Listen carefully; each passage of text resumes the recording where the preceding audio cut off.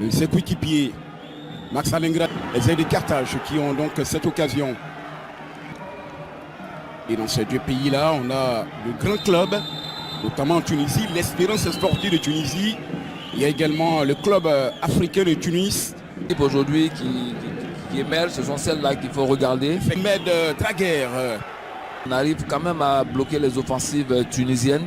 Mais c'est dans la densité au milieu qui ne donne pas beaucoup de chance à nos Ivoiriens. Regardez autour du ballon en ce moment, nous avons 4 Tunisiens pour 3 Ivoiriens.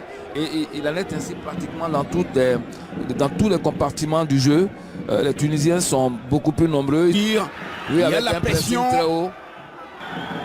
Il essaie de contrôler avec... Il fait la course pour essayer de demander le ballon devant. Un élargissement au champ de jeu. Mais quand il s'arrête... Qui va essayer tout de suite de trouver un partenaire.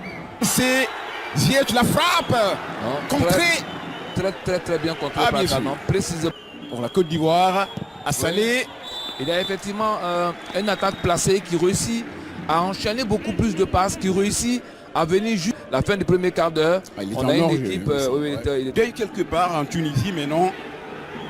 Tout se passait bien. Voici un ballon. Il était en position de hors-jeu. Le drapeau levé. Cet homme-là, le porteur du 12, c'est Yacine.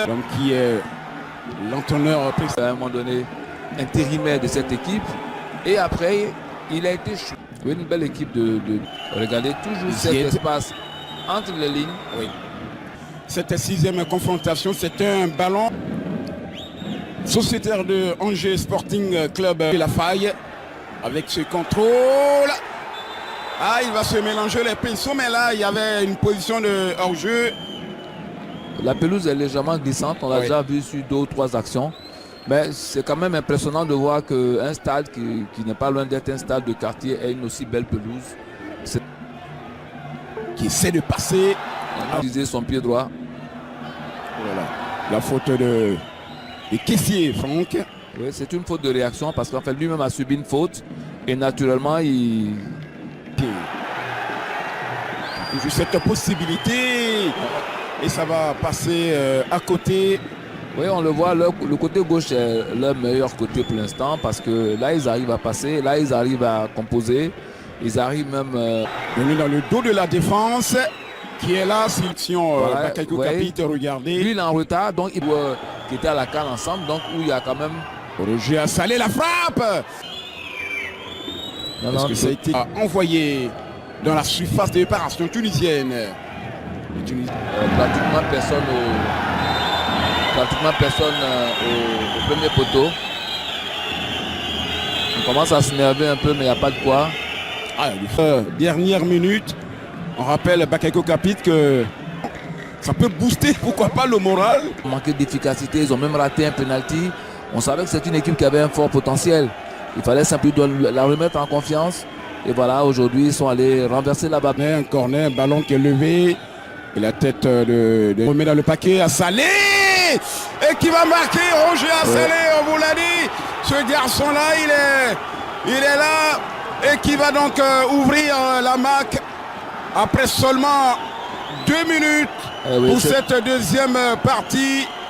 Roger Assalé qui a eu 3 titres avec le COS Sport de San Pedro et également disputé la finale de la Coupe de la Confédération.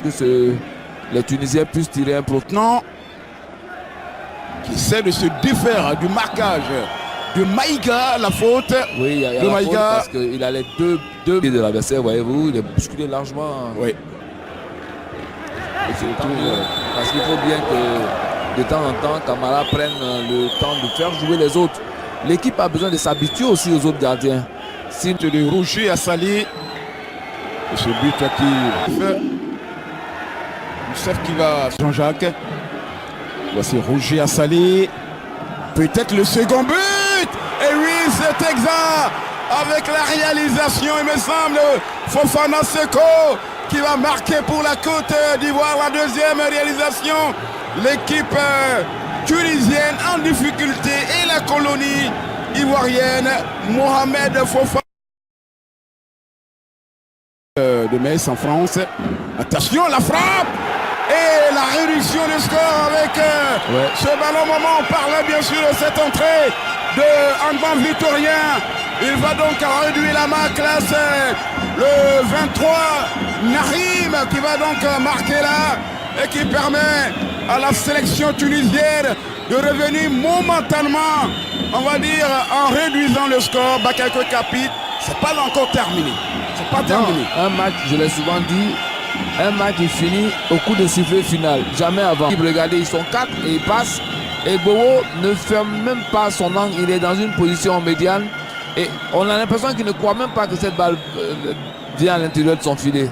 Alors que c'est une balle bien ajustée, pied gauche, premier poteau.